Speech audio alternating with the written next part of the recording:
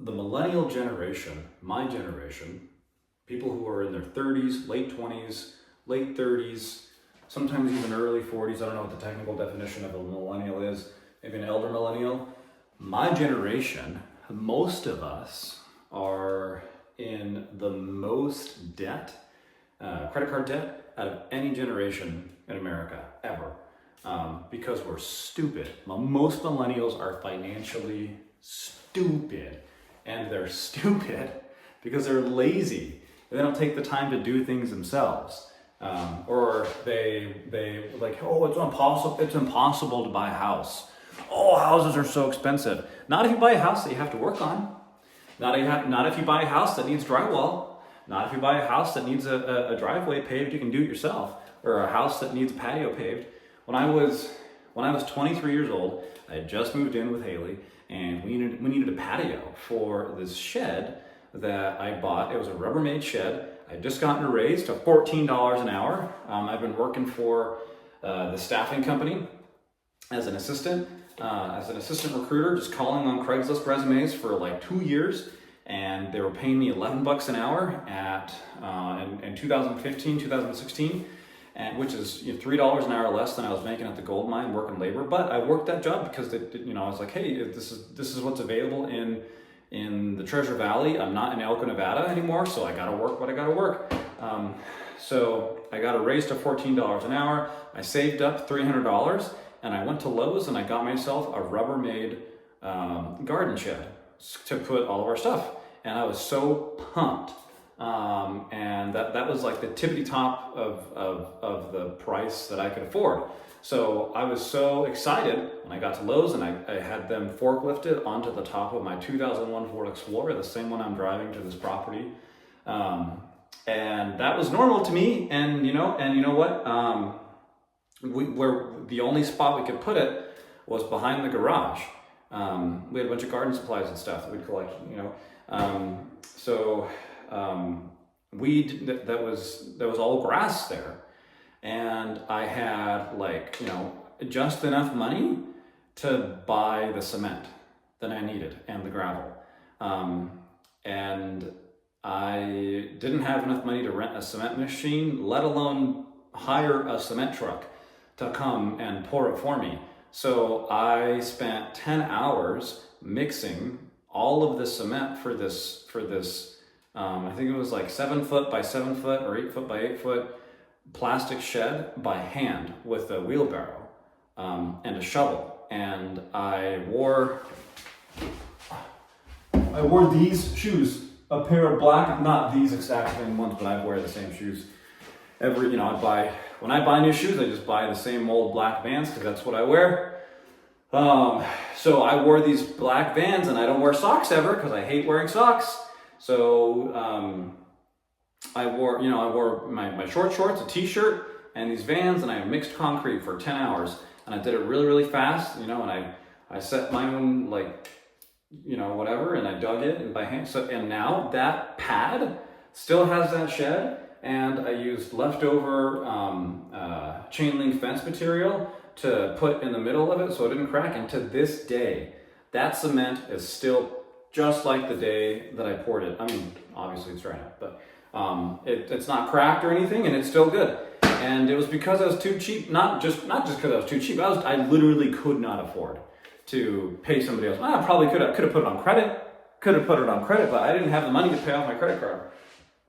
So I never bought anything that I didn't have the money to pay for on my credit card. I used it to just extend the time to keep my savings account up. But anyways, I'm not saying I'm super financially savvy, but I know I'm not stupid. I know I'm not using Klarna to buy groceries, or I'm not using Affirm to buy plane tickets to somewhere I don't need to go. Or I've never DoorDashed a single meal in my entire life. I can't believe people do, why are you doing it? Hey, if you can afford it and you're got oodles of cash and you're not hurting for money, great, go for it. But if you're struggling to buy a house, or you're trying to save up to buy a house and you're complaining about I can't buy a house. It's like, what houses are you looking at?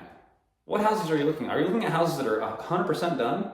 And the excuse I don't know how to lay floor down. I don't know how to do drywall. this house is, not updated, the cabinets are terrible. Like, hey, learn how to do it. There's nothing that is preventing you from, like, I don't care who you are, like, men, women, like, whatever. Like, you can learn how to do it. You can find cheap tools on Craigslist, you can find cheap tools on Facebook Marketplace now, and you can figure it out.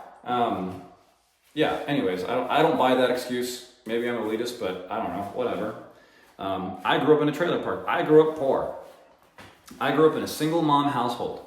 My mom was widowed when I was 5 years old, and we were living in LA, and she moved us to a town called Elko, Nevada, where we had a distant cousin. She had a distant cousin, my aunt, and we lived there in her trailer for a little while, and then she saved up enough money working the night shift at a casino, because that's what paid the most, and that's how she learned English. She learned English bussing tables at the casino. Because before that, she didn't have to learn English. My dad worked he was a shift lead at a rice processing plant in LA, in Long Beach. So she didn't have to work, in the 90s, it was cool. But it's not the 90s anymore. So anyways, we moved. So yeah, I grew up poor. I was there. So anyways, long story short, one example of stuff, that needs to be done in houses that are cheaper, that are affordable for first-time home buyers, is houses that need drywall work. Now, drywall is fucking easy to do, and I'm going to teach you how to do drywall right now. I'm not a professional.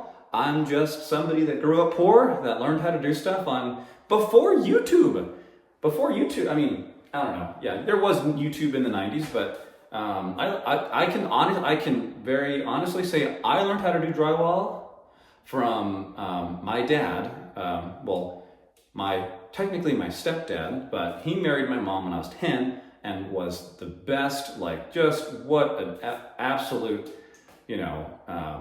godsend, like, just the best father figure, just, so I call him my dad, because that's what he is to me.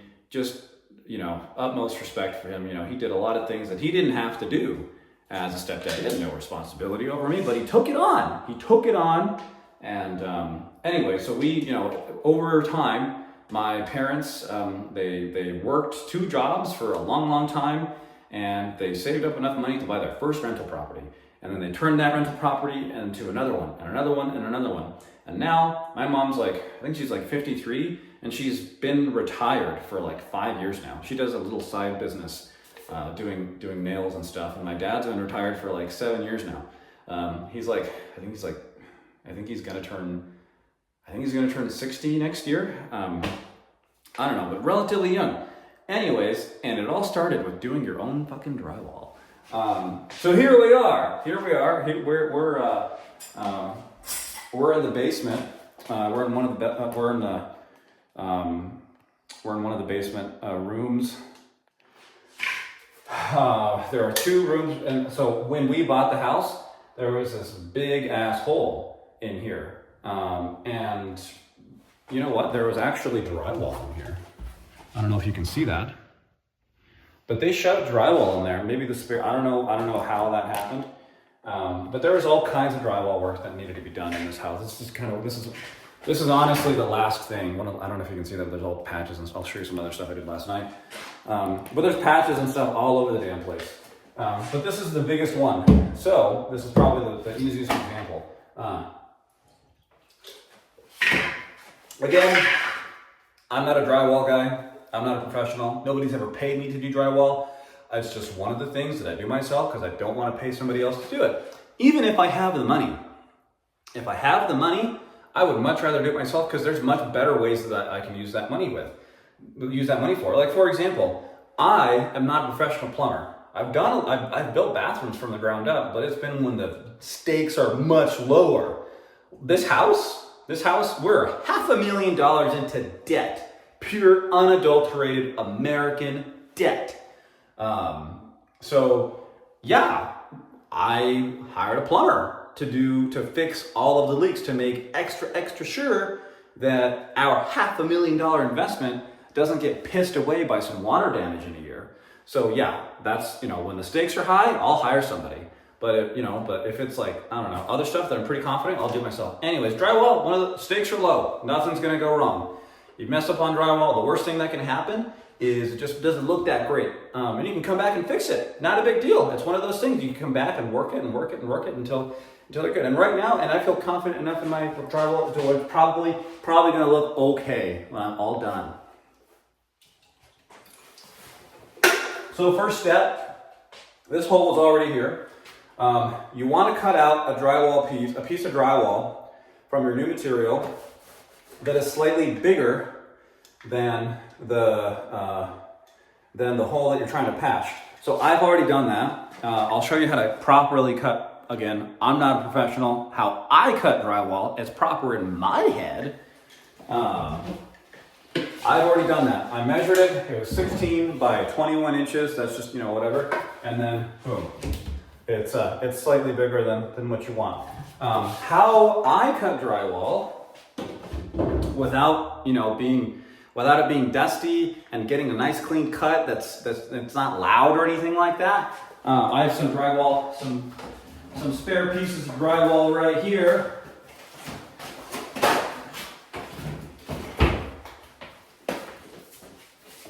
This is just bad drywall. You get some sort of a straight edge or something. This is terrible drywall. This is actually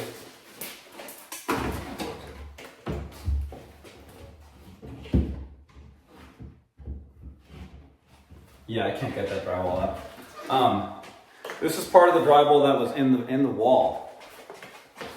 So here's some trim I've been removing.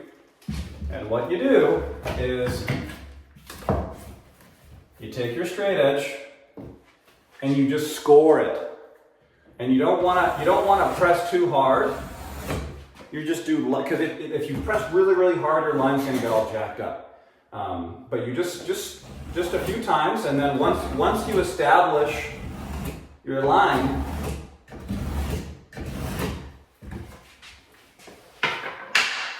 it's almost like a piece of glass. You take it, boom. Nice clean cut, no dust, no noise, no circular saw or anything like that. And then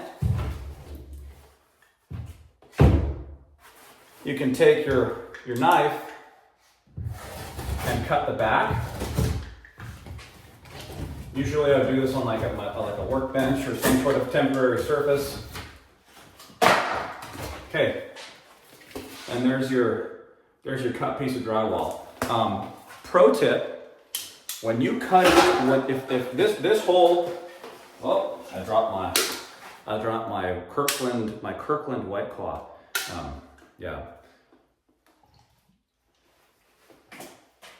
Also, I am gluten intolerant. That is why I drink these. Not because I'm a bitch. I am, but that's not the reason that I drink these. I think they're good. I've never liked the taste of beer.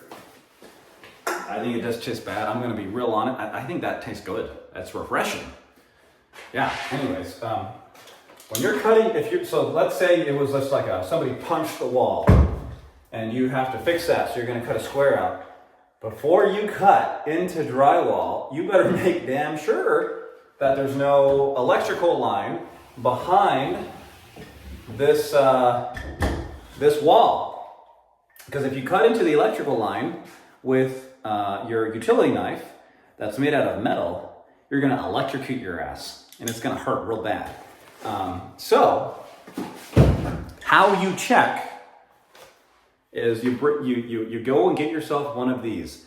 Don't skimp on the brand. Don't go out and buy the True Value brand or the Home Depot brand. Buy a name brand Klein Tools electrical circuit tester.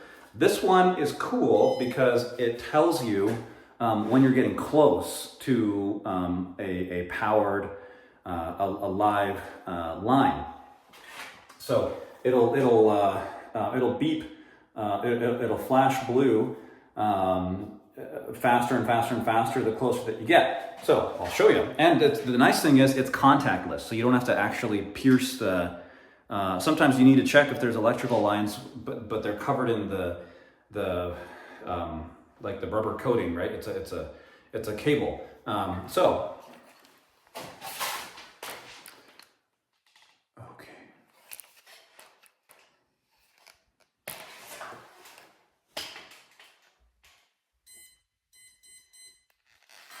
There you are. Can you see that? See I'm getting closer? It says, Alex, danger, danger.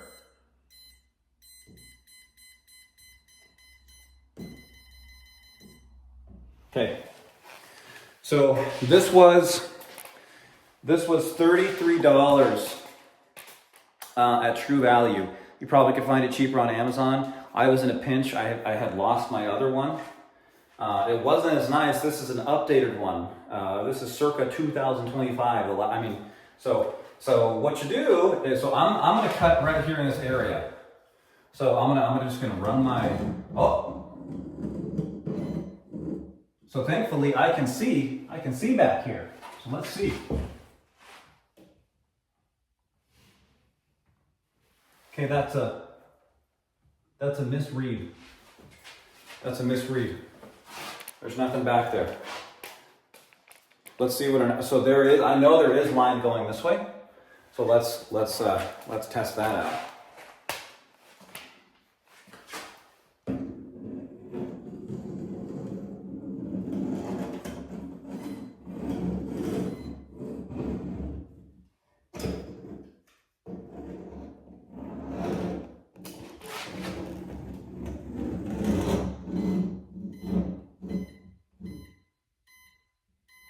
Okay, so let's look behind there.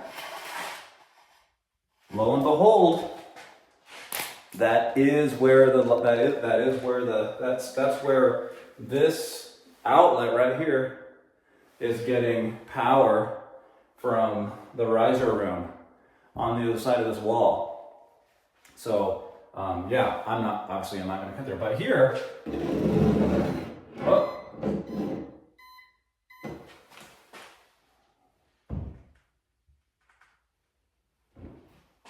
here it's safe. Is it though? Oh, here's another line. Yep, right on the other side. Right on the other side of this drywall is a line that goes straight down here. And I think, yeah, and it goes down to, yep. So we're gonna make sure that we don't cut there. So this is a 2x4. So I'm gonna make sure that I don't want to go on the other side of that 2x4. So I'm gonna take my finger, and I wish I had my combination square, but I'm gonna take my finger and I'm just gonna go right here, and then I'm gonna put my my thumb right there, and then I'm gonna go like this, and then boom. That's how you know the other end of the 2x4 is right there. So I'm gonna go a line right here, and a line right here, and then I'm gonna take my straight edge, and I'm gonna draw a line. I'm gonna paint this whole thing so it doesn't matter. Now we know, don't cut over there. So now, we're gonna, and pro tip, there's a lot of utility knives out there, the ones that fold and stuff, and they're like fancy and stuff. Those are stupid. This is what you want because it's more comfortable than those, and when you're worried about, say you don't have one of these, you should always have one on. You should always have one on you though, unless you're my mother-in-law. She just says as long as you don't, so you can work with electricity as long as you don't touch the two wires together. Fucking sketchy, yeah.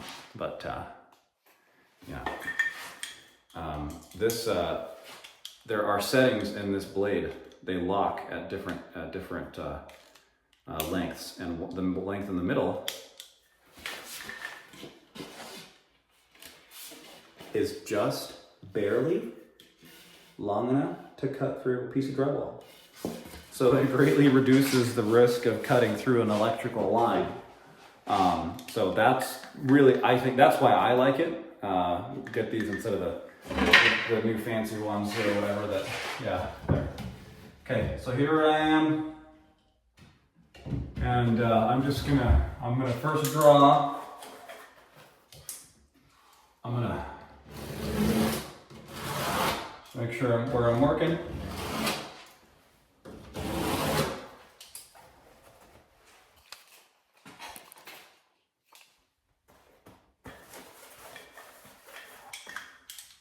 And I'm just gonna score something light, nothing too heavy. And then we're just gonna go through multiple times until we establish our line. So that when we remove our replacement piece,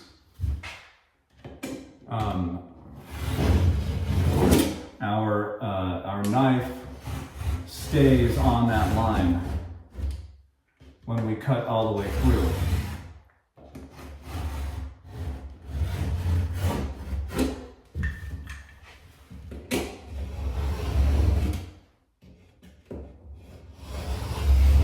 Okay, I've established my line, so now I'm going to go through and I'm going to cut all the way into the wall so it just pops out.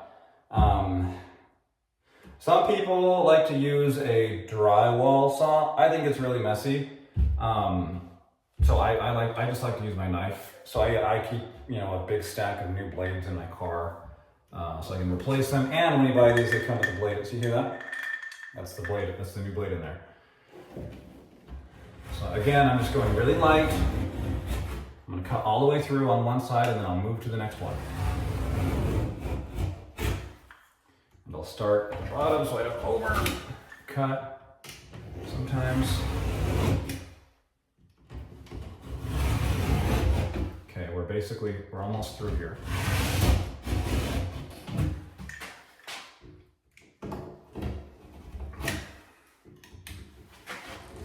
I don't know how much a drywall person charges. I don't know how much, if I were to do this for a living, I don't know how much I would charge. Maybe not very much because I'm not very fast at it. But it's what I do is like my old roommate used to say, good enough for the girls I go with.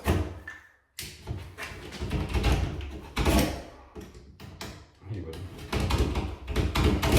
always say that. What the fuck is this so hard?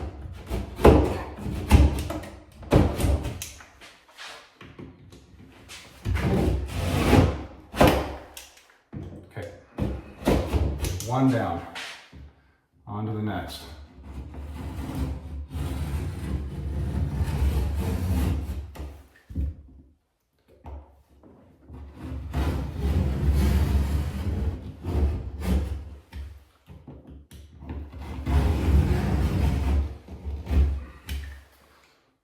So I am working on this house. I did the math. So I'm here 40 hours a week. I put in 40 hours last week. So I'm here typically between 7 and 8. Worst case scenario, 9 o'clock, and I stay until 11, midnight sometimes.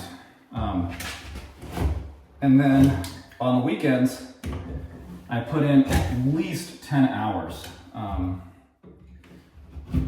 And usually 12. So you do like 4, 8, 12, 16, 20, and then 10 on Saturday, 10 on Sunday. That's about 40 hours. And that's on top of my regular job. I work 40 hours at my recruiting job, it's a work from home job, so I don't have to like commute or anything.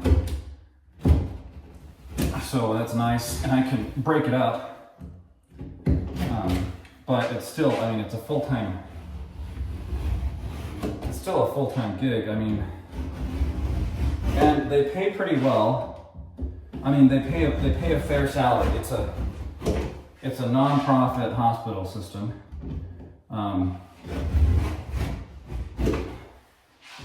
So it's not like, it's not like a commissioned recruiting gig or a profit-sharing recruiting gig like I had back in the day, but it's secure. I'm not worried about getting laid off. And I guess I was never worried about getting laid off when I was working at IES, but I was worried about us going out of business. And then we basically did go out of business. Just because there was just so many management issues, so many culture issues that were present within the organization, and they were chronic. Now, when the market was good and unemployment was high, or at that sweet spot, for us, we did best when unemployment was like at 6-7%, which was really good. Oh shit, I fucked up on that one. Oh well. It was really good. It was just enough. It wasn't so high that employers, the companies that we recruited temps for, it wasn't so high that they had absolutely no issues getting workers, but it wasn't so low that we had a hard time getting workers. We were pretty good at finding blue-collar workers. Now, for a staffing company, basically what they're doing is, number one, you're offloading liability onto the staffing firm that you're contracted with. Studies show, and you can go onto any like major insurance like company or whatever, like data, whatever. Employees in the blue collar world they're most likely to have an accident on the job within the first like 30 to 60 days of starting a new job. After that, it's the risk kind of just plateaus.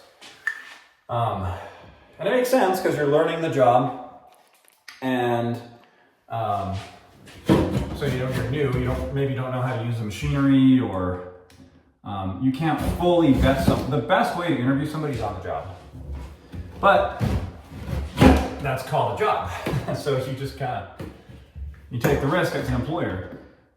So obviously, somebody gets hurt at your company, like you have to pay them. You have workers' comp. You cannot be an employer without workers' compensation insurance. I mean, you can't be a legitimate employer without workers' comp. So if you're going to employ legal citizens, and that's why people are so pissed at migrants, is because they work for cheap, they work for less, but they're working for employers that don't have workers' compensation insurance. So if you want to, if you as an American citizen, you are complaining they took our jobs, go work for a shitty employer that doesn't give you benefits, workers' compensation insurance, or health insurance, or PTO, or that doesn't contribute to Social Security. So people think my employer contributes to no, not all employers I think contribute to Social Security, and some employers only withhold your Social Security part. I'm pretty sure. If anybody correct me if I'm wrong. So like that all costs money. If you're getting paid legally, if you're working a legal job where you have to be an American citizen or a permanent resident or whatever to work there, and you're getting paid like $10 an hour, that is actually costing your employer closer to like 15, 16 bucks an hour. In some cases more, depending on the benefits that they offer. So that's why for new companies that are just kind of getting started, or mom and pop shops, they literally cannot afford, like they would not be able to function if they if they only hired legal people. Like farmers, there's a ton of farmers that use, illegal labor because that's the only way that they make a buck. And the argument to that is like, oh hey, well they if they can't afford to pay real Americans, if they can't afford to follow the laws, then maybe they shouldn't be in business. Well, doesn't that kind of go against the right wing support mom and pop farmers? It's like, okay, well then if you're not allowing these mom and pop farmers to function, then you're basically just saying, oh well, there's only room in America for the big corporate conglomerate farming. Wasn't this country built on mom and pop farming? So hey, if there's people out there, if there's people out there who want to do the backbreaking work of carrot planting in the Magic Valley, Idaho, each summer, and nobody else wants to do it, let them. I can tell you, it was really hard to find people to go plant carrots in Twin Falls,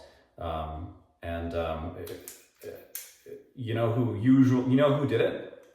Migrants. They were legal. We didn't employ anybody that was illegal. If you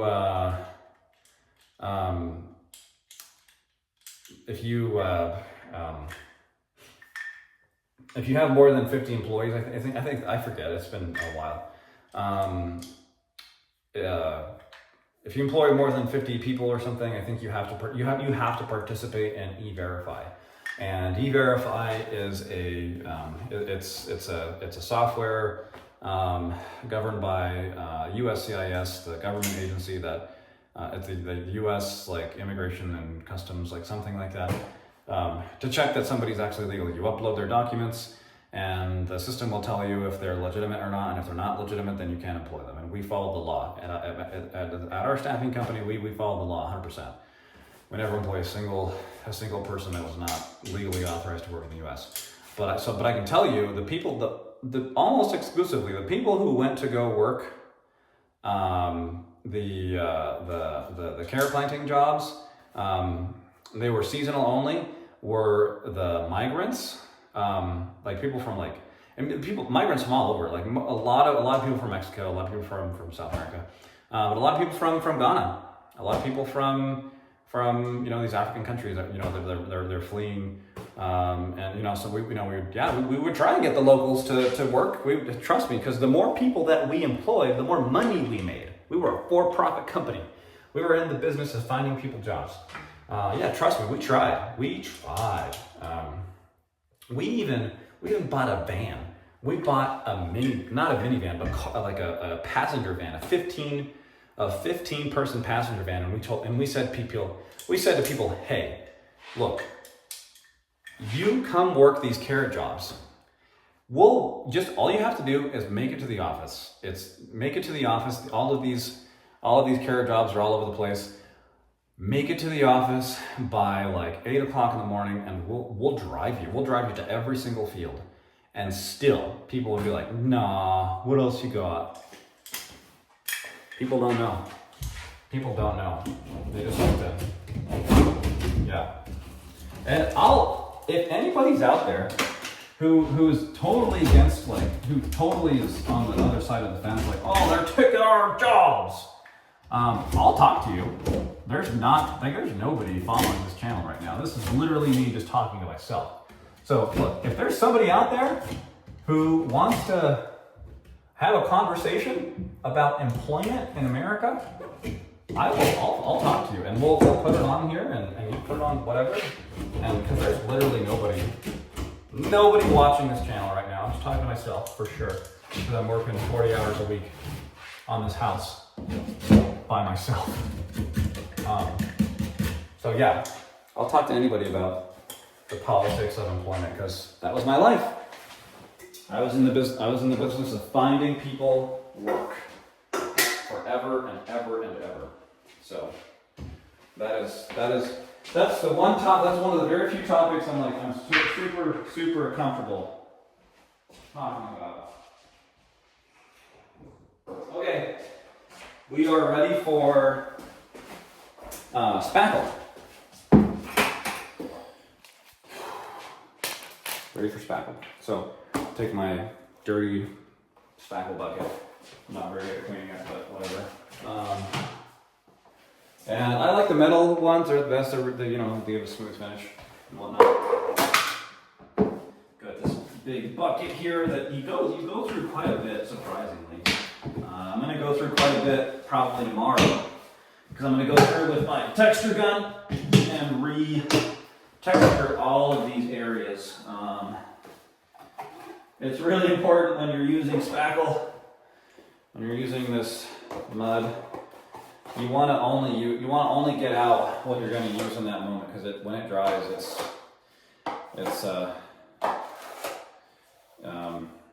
it'll mess up your spread, and it'll just cause you more work when you're needing to needing to sand. So I just got myself a little bit. This is like the worst produced YouTube video ever. New microphone, no editing. I don't have time for that shit. I know how to edit. I went to school for media arts and communication, and I know how to use like Final Cut Pro, and that's an Apple-based editing software. I know how to use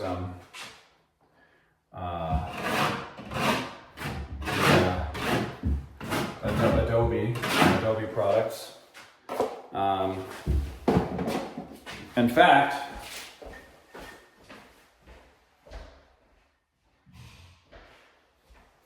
one of the first things I did when I got my promotion at that staffing company when I was younger, is I made 36 hours of training videos for the company. There was no organized training. The trainer that was working there, the person I got hired to replace, who was still working there, so that was kind of awkward. So she was really mad at me. But I understand why I was replacing her. She sucked at her job, and she never actually did any staffing. She was just this pampered corporate person, like they all are. Yeah. Anyways, she was dumb. I think her name was Sharon. Hi, Sharon.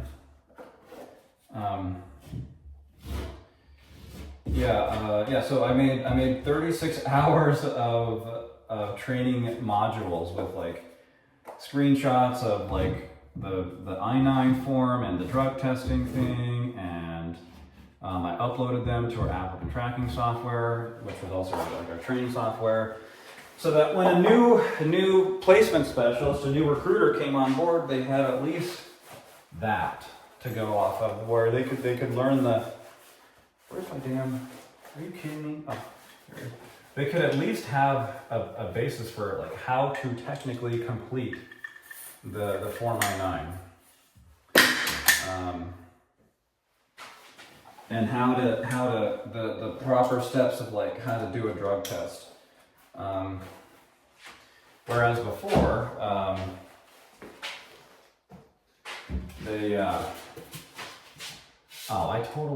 totally fucked up. I'm not even. Okay, so let me back up here. So you're not always going to have a 2x4, or this is a 2x3. You're not always going to have a 2x3 behind you. So you want something behind the drywall to act as a backer, so it doesn't just go all the way in. It just makes it easier. So typically you might use 1x material. I've got an asslet of trim sitting on the floor right here, so I'm just gonna use that. Nobody's ever gonna see this anymore. Nobody's gonna know what it is. Nobody's gonna know. So I'm gonna use this right here. Let me see if this is long enough. It's not long enough. It's not long enough. Let's get another one.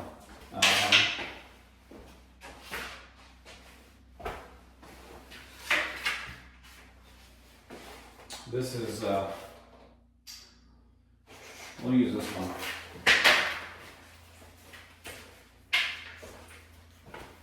Okay, let's see if this is long enough. There we go, cool. So I'll take my drill. This is one of my favorite tools.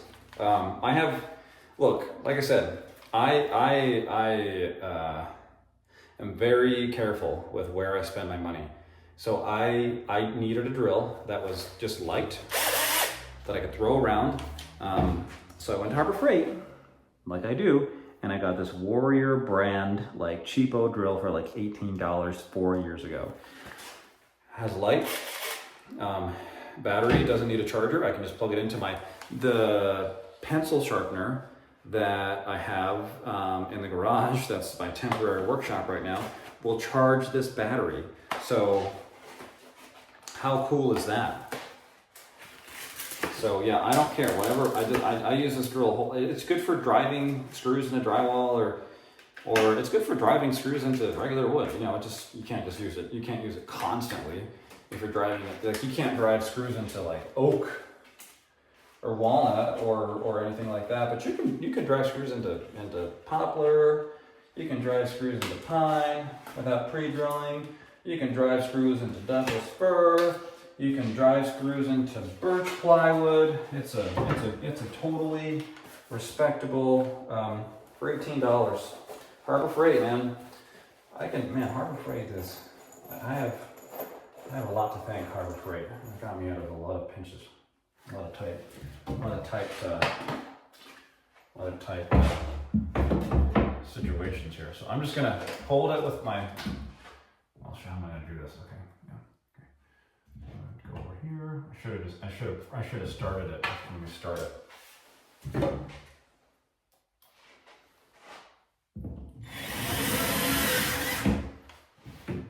So when you're doing this, you gotta put a lot of pressure, a lot of forward pressure on the piece. Otherwise, it'll just spin out and it'll ruin the drywall. So you want it to, when it makes contact, you want it to immediately go in.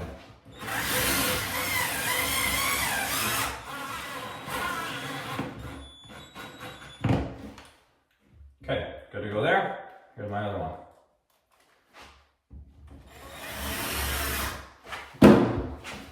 Back pressure.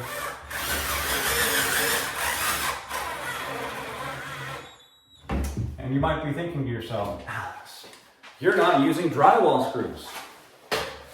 Doesn't matter. Doesn't matter what, I don't think it matters what you use. I mean, nobody's going to see those anymore. I don't know what the difference. I like the star bits because they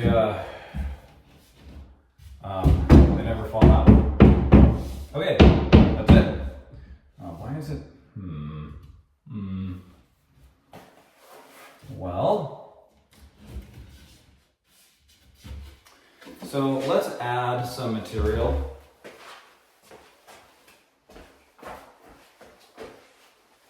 You know what? What we're going to do is we're actually just going to add a couple screws so we can. So what I did.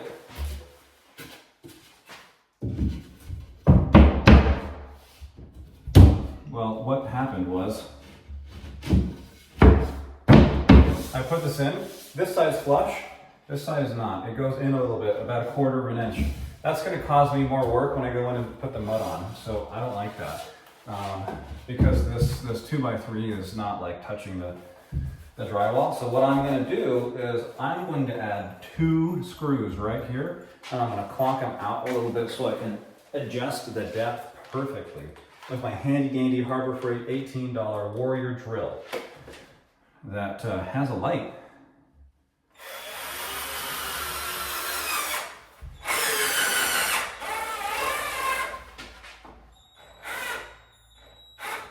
Okay, there's that one. And then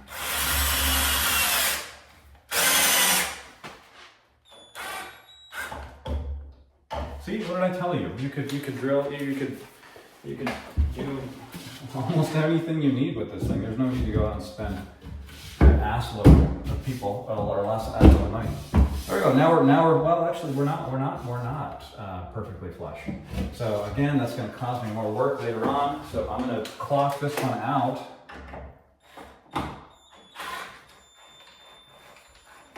Just a tad. Try it again. Okay, and we're still sitting out a little bit. So let's go out. Let's do just a little bit more.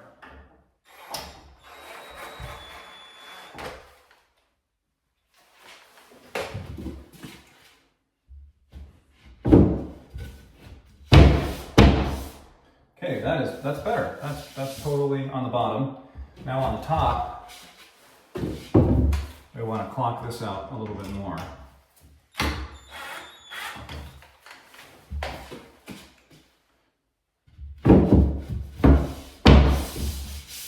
Okay, good to go. So now I'm going to add some more spackle on the seams there, and then I'm going to put on my I don't know what that's called, my mesh. I guess it's called mesh. I don't know. That's what I'm calling it. So I'm in the basement, and basements are just kind of generally kind of musty. So I don't have to. I mean, it's kind of pointless because all of the other drywall that's in here is not. I'm a terrible drywall spreader. I'm banking on sanding. Sanding is my saving grace for most projects. So yeah, I'm really bad at spreading. So this mud or whatever. So it's not whatever. Yeah, I'm fully aware. Yeah, I'm in the basement, which is generally kind of musty, most areas. So I'm using this mold, it says right here, mold resistant drywall material. Oh, shit. Because, I don't know, just seems like a smart thing to do in a moisture-ridden environment. But it is kind of pointless because the rest of the basement is most certainly not covered in mold-resistant drywall. So, okay, maybe it's futile. Maybe I should have saved the $3 a sheet. The $3 a sheet that it costs extra to do this, to get the mold-resistant stuff. But again, somebody's going to be living here. Whether it's me, if we decide to move in here, or and rent out our current house, which I don't think is very likely. We're too emotionally attached to that house. Or if it's somebody else who is renting this house for a year or 8 months or whatever. Or it's whoever buys it. And there's a good chance that person is going to have kids. So ethically, you should, try and do your best when you're doing projects. You don't have to clock your screws, but you should, try and do it in a way that you would feel safe having your own kids in here. So, which is why, part of the reason, we hired a plumber to fix all of the leaks. So that way we know that we have a good, degree of confidence. Hey, this is done, appropriately in a right way that's going to last a long time for whoever buys it. Because I know I would be really upset if I bought a house And it turned out to have a mold problem years and years down the road. So we want to do it right. And guess what? If you can't afford to do it right, then you can't afford to do it, and you shouldn't do it. Because there's people. Houses are people's, it's a personal thing. People are living here, going to be living here, so I'm trying to be a decent human about it. And again, I am horrible at spreading mud. Absolutely atrocious. I bank on sanding. I bank on fixing my horrendous mud job with my power sander. I rely on my power tools to make up for my technical shortcomings.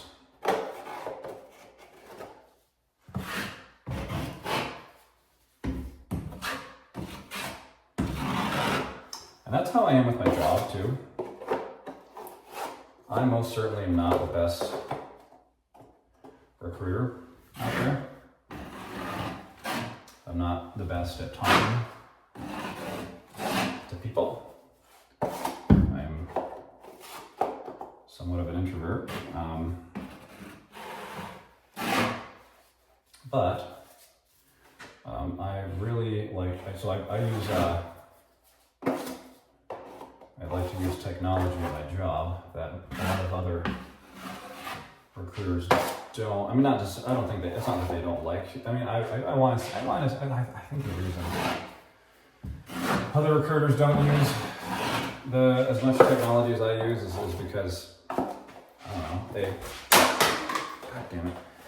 They just kind of inherently think that it's not, I don't know, they don't think about it, but if there's ever a problem, if there's ever like a challenge, I typically think like, oh, is there a way that I could use technology to solve this problem fast and efficiently?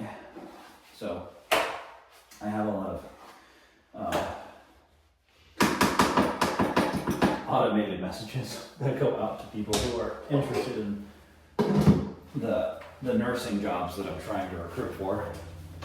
And for the most part, it works. I haven't gotten fired yet, and I've worked there for this is year 3. It'll be 3 years in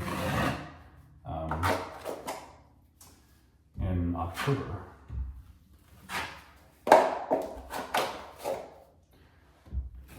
This is just the most beautiful job.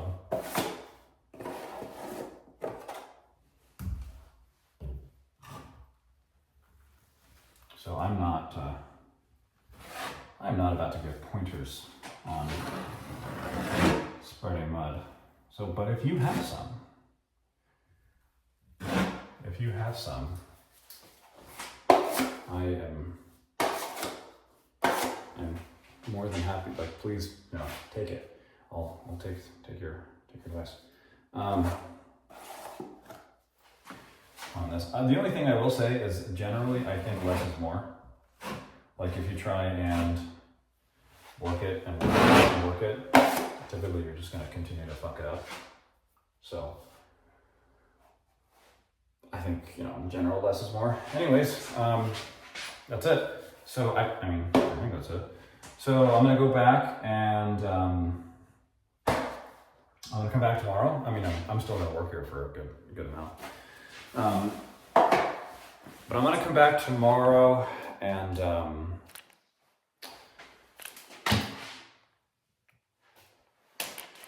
when it's all dry, and I'm going to power sand it with my random orbit sander, along with all the spots that I did yesterday and the day before, and hopefully tomorrow I can start to, maybe I'll be able, well, you know what, no, maybe tomorrow I can start to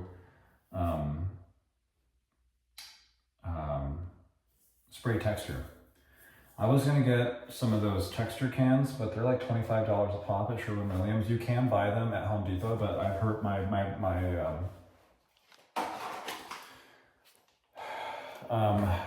the guy that we're gonna hire to do the tile, he said those suck. The ones at Home Depot just suck ass. So he said to pay the extra $3-4 a can for the ones at Sherwin-Williams, because you can adjust the spackle, you can adjust the spray pattern a lot better than you can the ones at Home Depot and Lowe's. So I was gonna do that, but that's like $25-26 a can. And I have a giant ass, like really nice oiled like Drywall high PSI compressor. So I'm just gonna bring that tomorrow to the property, and I'll bring my spackle gun, and I'll water down that spackle a little bit, and I will I'll paint it. I'll paint I'll just use that because this is a big area. I've got other holes that are not quite this big, but of decent size. So I'll just do that, and after I power sand it. So I'll power sand it tomorrow, and then hopefully maybe do some spackle or do some texture, and maybe on Saturday we can. My mother-in-law said that there's a chance she would come and help out on the weekend. So maybe on Saturday we can both remove trim from all of the doors and windows. We can pick up on that job, and we can begin to tape and do any last minute drywall work. So, and maybe we can paint on Sunday. I'm gonna go to Harbor Freight and get the Avanti tankless paint sprayer. I have one, but it's the tank goes onto the gun now, which is great for like if you're just a small project here and there. If you're just a guy who owns a house and time is not of the essence, then yeah, you can use that gun. I've used it before. I used it to paint my my manufactured home that my wife and I remodeled a few years ago, and it worked great. You know, we weren't on a huge time crunch because the numbers were a lot lower on that house. The minimum monthly payment was not as much as it is now. But with this house, we're on the hook for like $3,300 a month. It's a lot of money. That's 3 times as much as a mortgage. So we have a limited amount of time that we can swing that. So we need to bust ass and get this house done as soon as possible. But hey, it's a risk, but it's a calculated risk, and the variable is me. So, and when the variable is you,